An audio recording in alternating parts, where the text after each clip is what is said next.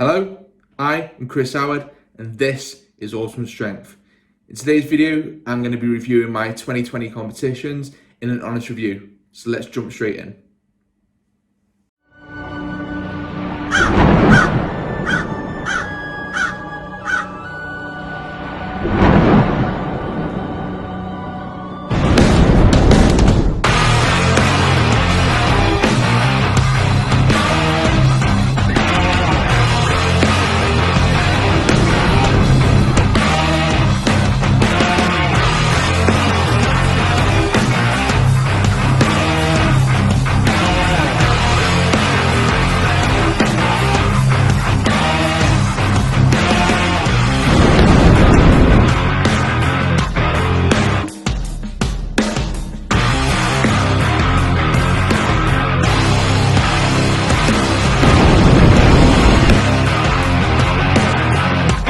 So, in today's video, I'm going to be discussing my 2020 competitions in an honest review. Now, it goes without saying that 2020 was a shit year for everyone. But in terms of competitions, we were still pretty lucky to get a few in. So let's jump straight in. Now, my first competition was in March. Now, this was kind of as the pandemic was starting to get worse. It was and ahed whether it'd even go ahead, but luckily it did. So this was Chaos Strength Strongest up in Preston. So this is Rhiannon Lovelace and Luke Davis's gym. So you will know those names if you know anything about Strongman. Two really good athletes in the game. And, you know, Rhiannon is one of the best females within the game. So it was really cool to do a competition at their gym and just be in the presence of those two. In the lead up to the competition, I'd actually been ill for like the 2 weeks before it. Now, it's not that I like to make excuses, but this just made the lead up really hard. The 2 weeks before the competition, I just couldn't train properly. I couldn't recover properly and I couldn't rest properly because it just felt fucked. So it was the Saturday probably before the competition. So this competition was on the Sunday. It was the Saturday that I started to feel better. And I just thought, you know what, fuck it. We'll go on Sunday, see what happens and just do what I can. And that was probably my worst idea yet, but we'll get into that. So event one was the axle floor to overhead. It was 70 kilo. So I managed 5 reps. Now, overhead for me is usually my best event. It's just one of my strengths. And sadly on the day, it just wasn't. And I think this is when I realized that I hadn't recovered as well as I thought I had. I got to the 5th rep and there was just no gas tank left to do another rep. And it took me a long time to recover after that. I think we had about half an hour, 40 minutes before the next event, and it took me probably till the 35-minute mark to actually feel recovered and rested from the previous event. Now, this is probably where I should have thought ahead and thought, you know what, maybe it's not a good idea to carry on, but, you know, ego got in the way and I just thought, fuck it, let's just do it. So the second event was deadlift. Now, this is historically always my worst event. It was 180 kilo again, so this was similar to Colville's strongest the year before, where I'd managed 7 reps. And in training, I'd managed 8, and I managed 6 of those within 30 seconds. So I was quite confident coming into that I could hit double figures. I still knew that would be nowhere near good enough, but for me, that would have been a win. So I hitched every single rep, but I hit my 10, and that was the main thing. So yeah, so hitching just meant that I wasn't as taxed going into the next event, and it was really important for me to do that, obviously with feeling ill. So event 3 was the sandbag carry. Now, if you've seen this video on the YouTube, you realize I do the biggest fuck up I have ever done. So I picked the sandbag, it was 80 kilo, picked the first one, ran with it, and I just ran too quick for my feet. Got probably 8 meters and just flung the fucker. And that just lost the event for me. By the time I got it picked up, ran over to get it over the yoke, ran back for the second, which was an easy pick. I just lost the confidence to run. So I kind of just shuffled very quickly and just got the event done. But again, that was something for me that I will look back on and realize, you know, I just messed up, and it was one of those things. I rushed it and it was a lesson to be learned. So yeah, there you go. There's one lesson straight away. It's just don't rush an event. Slow is smooth and smooth is fast. That's the lesson you want to take from this.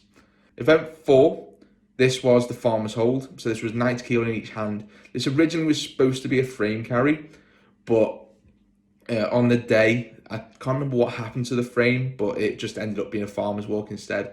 And that wasn't too bad.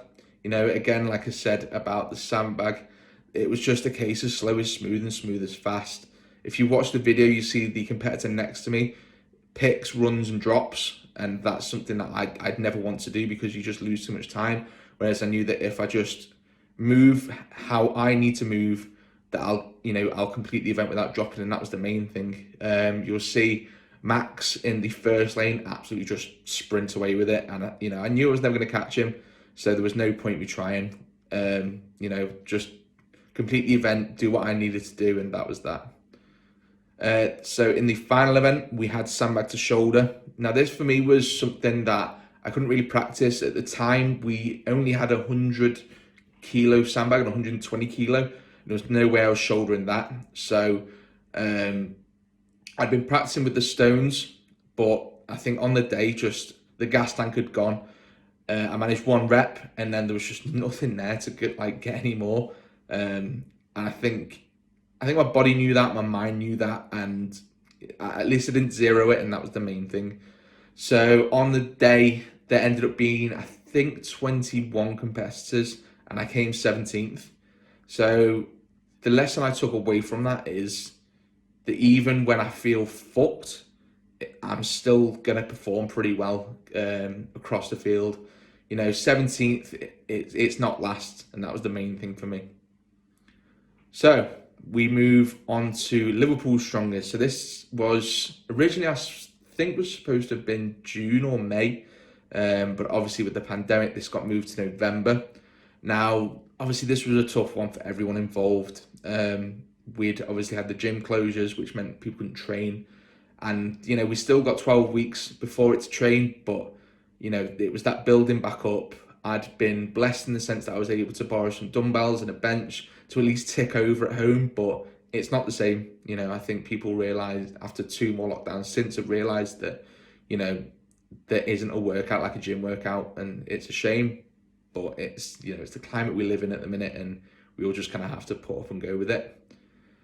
So back to the competition. This was my first step into inters, so I moved up a level. Obviously, I know I'd had a bad competition at novice in March, but I just wanted to go into inters. It was time to push myself, time to put up and shut up and just crack on.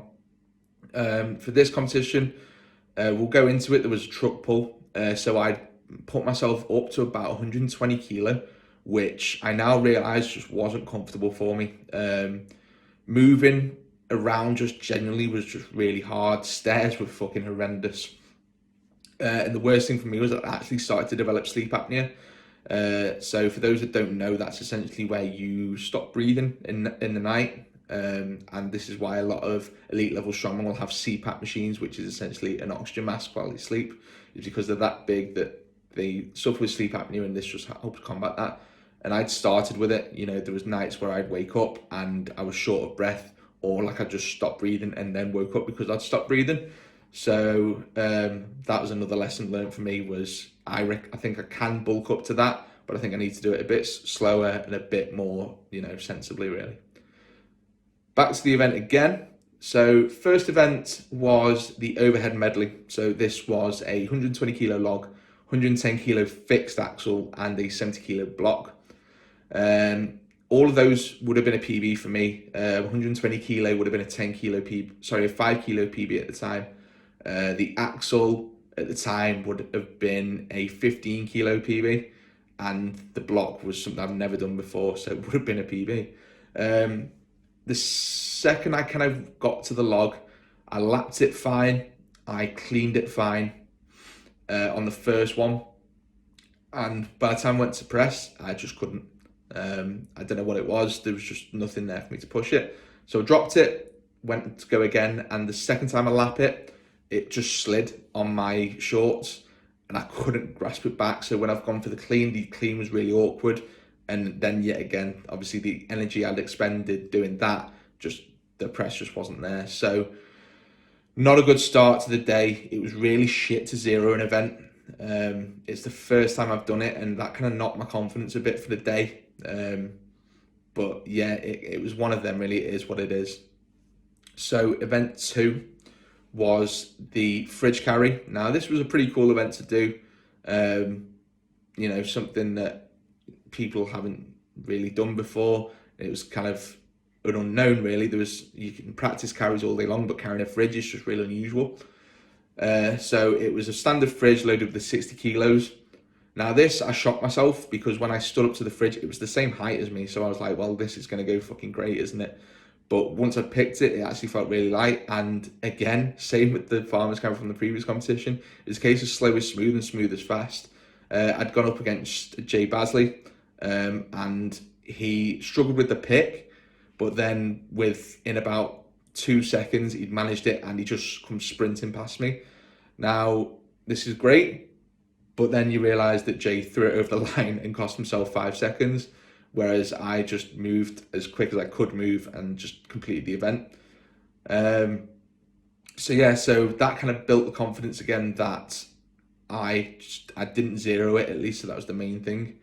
After this, we had the deadlift. So this was kind of like a deadlift medley. So there was a 240 kilo bar, a 260 kilo bar, and a 250 kilo axle. So how it worked was you got a point a rep for the 240, 3 points a rep for the 260, and 5 points for the 250. Now, obviously, on the day of the event, I wasn't feeling the most confident after the first event, and 240 kilo for me would have been a 15 kilo PB anyway. So I thought, look, let's just try and take what I can. If I can get 1 rep of the 240 and not 0, that's the main thing. I got to it, went to pull it, and it just wouldn't move. I managed to get it a little bit off the floor, but that's as far as I could get it. So yet again, I had to zero an event, which just wasn't a good feeling, especially, like I say, after I'd zeroed the first event. But it's a lesson learned, and that's how you got to look at it, really. After this, we then had the truck pull. So this was really cool to do. Obviously, I've seen this on TV, and to actually get to do it was really good. Harder than I expected, though. So with it being an old truck, the axles were just really stiff. So to get it going was difficult. But once it started to roll, I was like, oh, this isn't too bad. And then it just hit a wall and I couldn't move it again. A lot of people struggled with the same thing. It just hit this point and then no one could get it past that. So, anyone that managed to beat me on that, I'll tip my hat and just be like, you fucking smashed it. It was a really, really tough event. But again, I didn't zero it, and that's the main thing. So final event, I knew going into it I was going to be in last, so it was just a case of get it done. Again, this was an event that I hadn't been able to train for. It was Conan's wheel. So the space that we have in Taylor's, we don't unfortunately have the space for it. And I hadn't gone over to the dedicated to train on it in the 12 weeks prior. So yeah, it was kind of a weird one to do. I'd been carrying the yoke Zercher to try and replicate it, but it just wasn't the same. I picked it and I didn't expect the swing. So the second it swung, it just took me and I dropped it. I can't even remember how far I got. Didn't zero it, that's the main thing. But yeah, I did fuck it up. So yeah, that was Liverpool's strongest man. So obviously with the climate, like hardly anyone turned up. So out of the 4 of us, I came last in inters, but it was the experience for me. That was the main thing. It was getting to compete again after a shit torrid time of lockdowns and everything else. And it was a step up to inters. It was just, I wanted to see where I was at, and I did see where I was at. So that was the main thing. The final competition of the year was dedicated to push-pull. This was in the December. So yet again, we've come off another lockdown. And again, it was just one of them. It just felt good to compete. Now, with it being a push-pull, it was the same premise as the year before. It was log press and deadlift. Again, I went in at inters. So log press was first. Now, what threw me here was it was a wooden log. I just didn't think it'd be any different. I just thought it's a log, it's wooden, it might feel a bit different, but I didn't think there'd be that much difference, really. Boy, was I fucking wrong. So, if you've never pressed with a wooden log, they aren't round for starters. Obviously, they can't be perfectly round. You know, you can machine like metal to be perfectly round. A log, it's never going to be perfect. So that threw me on the first clean anyway. The handles were quite short, so hand position was key. Now on metal logs again, the handles are quite long, so you've got a little bit of play and a little bit of leeway of where your hands go. Whereas on the wooden log, they're quite short, or on this one they were anyway. So yeah, I'd realised now looking back that my hands were just kind of where I'd usually put them, but they were the complete wrong place for that log. So I opened at 105, which, you know, moved okay, but certainly not as easy as 105 would move on a metal log. I then went for 115, I believe, and I missed that. And then I just kind of went for broke and was like, look, you know, I want to hit 120, so let's try and hit 120. And I couldn't even clean it. I watched the videos back, and again, like, it was just the hand position. It was just off. And again, it's a lesson learned, you know. You've got to practice on the equipment you're going to be using. I think, you know, I'm going to be doing a video soon about things I wish I knew about Strongman before I started. And that's the biggest one. You know, if you're going to an event, train on that equipment. You know, if you can get to that gym before the event, great. If you can't, try and find a gym close that's got something similar, because if you go on the day blind, it's not going to go well. So, you know, try your best to do that. So then we go on to the deadlifts. So yet again, I had exactly the same as last year. My log, I did okay. And then on the deadlift, I opened at 215, which is obviously the most I'd ever opened on, which was good. That moved really well. I then wanted to go to 227.5, which was a PB, which was a real grind, but I still managed it, which is the main thing.